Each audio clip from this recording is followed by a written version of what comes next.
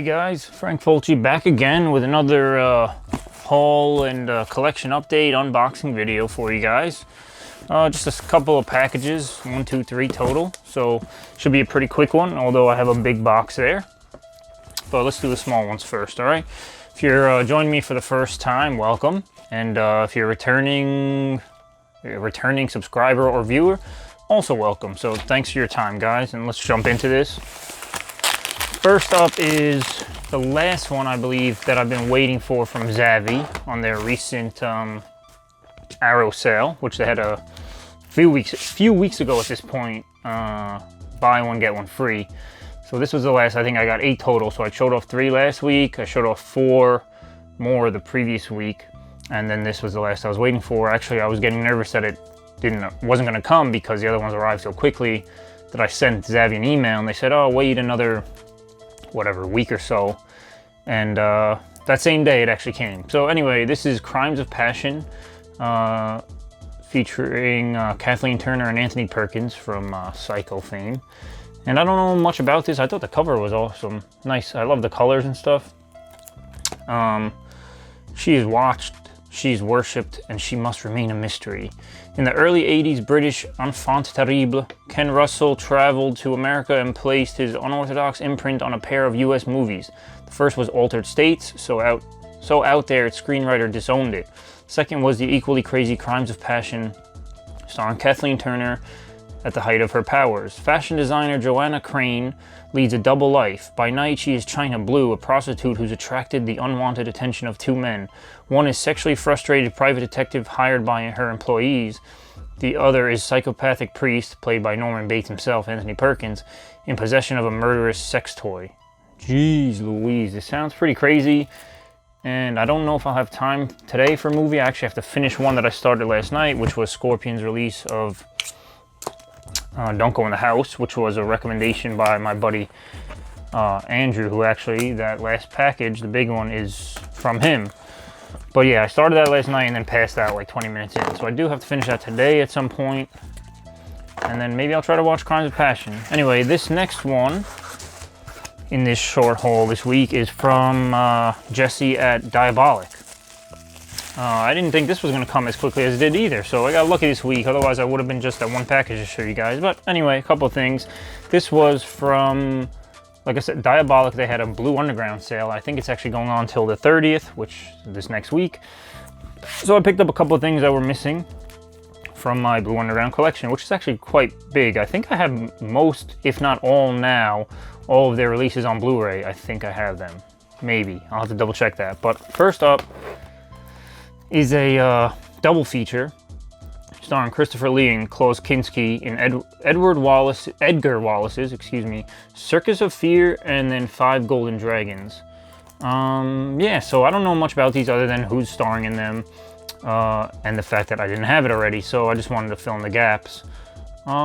Should be good, man. Christopher Lee, those old movies, and Klaus Kinski is good too, so you know, I'm excited to check that out. And there was actually another Christopher Lee double feature that I wanted to get since I had picked that one up.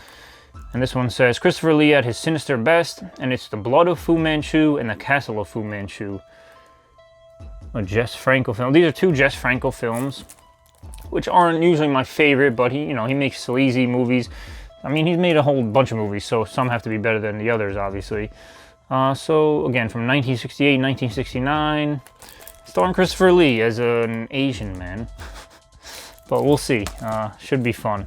And last from that film so this Dario Argento's Inferno. I had the old school Arrow window box edition of that I sold recently, thinking, man, I must have at least 2 other versions of this movie on my shelves somewhere. Because every other window box movie that I sold, I did have multiple versions of. Phenomena, all old school Argento stuff, Bird with the Crystal Plumage, stuff like that. Turns out I didn't have Inferno in any other form. So I sold it, not thinking about it, and then I went to go watch the movie actually a couple days later and realized I didn't have it. Anyway, got it now for cheaper than normal because it was part of the sale. And I don't know, I'm sure now that I bought this, somebody's gonna announce a crazy, awesome, ultra special edition. I'm surprised with, Cat o' Nine Tails, Phenomena, Deep Red, like all these awesome like huge, let me grab this, like these huge limited editions that Arrow has done of these movies. Why is there none for Inferno? I mean, unless there is and I missed it, I don't think that's the case. But guys, let me know what's the best version of Inferno to own out there. I had the window box and now I have this. So anyway, less rambling, more hauling. Last is this big box, like I said, from my buddy Andrew. Let me not slice my face off today, guys. Always slice away. Anyway, I didn't expect this box to be this big. I bought a couple of books and stuff. I mean, I'll show you, but yeah, it shouldn't have been this big, but he did say he threw in a couple extras for me, so he always treats me well when it comes to stuff like that. It's a lot of packing material, so that fills up half the box, but I appreciate his good packing skills. Look at this, he wraps everything up so nicely, man. There's no way these are gonna get damaged. Anyway, so like you guys, if you have been watching recent videos, you know I've been getting into reading more and more. Actually, my time has been kind of split all over the place, so I haven't been reading as much as I would like to. But anyway, he's a big reader and he has a bunch of books, and he was getting rid of some, and these are ones I've actually been meaning to pick up. There's this whole cool thing called Paperbacks from Hell, and it was an actual book on the history of like 60s, 70s, 80s, whatever, paperback books, like old horror, sci-fi, like thriller books, and it goes through the history of them. And then the publisher who put that out, I believe their name is Vancourt Publishing or something like that. Valancourt Books. They put out new editions of certain books that were mentioned in that. And these nice new, you know, the spines match, the covers type, you know, similar feel to them, obviously the old school covers, and they have these little Paperbacks from Hell badge on them. So anyway, I was thinking of picking them up. He read them all, I believe, and he was getting rid of them for cheaper than it would have been for me to pick up through Valancourt. So I said, yeah, listen, I've been reading less, but I do want to have these so that I can get to them eventually. So we worked out a deal. Anyway, first one is The Spirit by Thomas Page. Again, now I don't know anything about these books. Maybe I, heard about them, and I was listening to the audiobook version of Paperbacks from Hell. So, I might have heard a little bit about each one of these, but again, don't know much. The next is The Tribe by Barry Wood. These don't look too long. I mean, they're all about 300 pages. Again, I don't have too much time to read, it feels like, but I do hope to get to these eventually. I'm in the middle of another book that I've been trying to get through. So hopefully once I finish that, I can get into some of these. Next up is When Darkness Loves Us. Man, I love these covers, and this is like some of the best stuff. It's similar to collecting horror movies or going to rent horror movies back in the day. You look at a cover and you're instantly drawn in or instantly turned off. Either way, you judge a book by its cover, even though you're not supposed to, but that's half of the fun with some of this stuff. So anyway, When Darkness Loves Us by Elizabeth Engstrom. Again, look at that cover. Awesome stuff. Yeah, again, probably around 300. Oh no, this one's a little shorter. Yeah, 230 pages. Next up is The Nest by Gregory A. Douglas. Again, awesome cover. I love these, man. I really do. It's a dangerous thing to fall in love with something else, because now you're going to start collecting more and more of the other thing, but that's all right. I've been selling off a lot of stuff lately, making room for more things, so can't complain too much. Next is a mystery book here. Oh, now there is 5. There was one that he didn't want to get rid of, I believe. So, unless it's hidden in here somewhere else. No, these are the movies that I bought from him. Anyway, here's a mystery book he threw in here. The Return by Bentley Little. It looks like no dust jacket or anything. So there's really no way of me knowing what it's about, but he figured I'd enjoy this one, so he threw it in as a little bonus.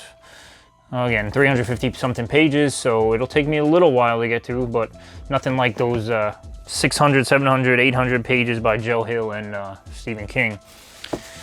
Anyway, the goodies that you guys really care about, I guess, is movies. So what I picked up from him was actually this, Galaxy of Terror, another one of the Scream Factory Steel books.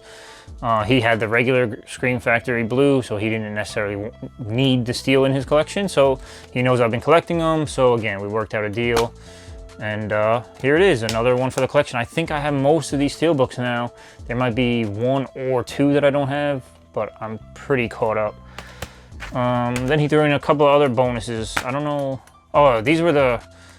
I showed off, I think, a couple weeks ago. I bought the Indicator box set from him, the Warren movies.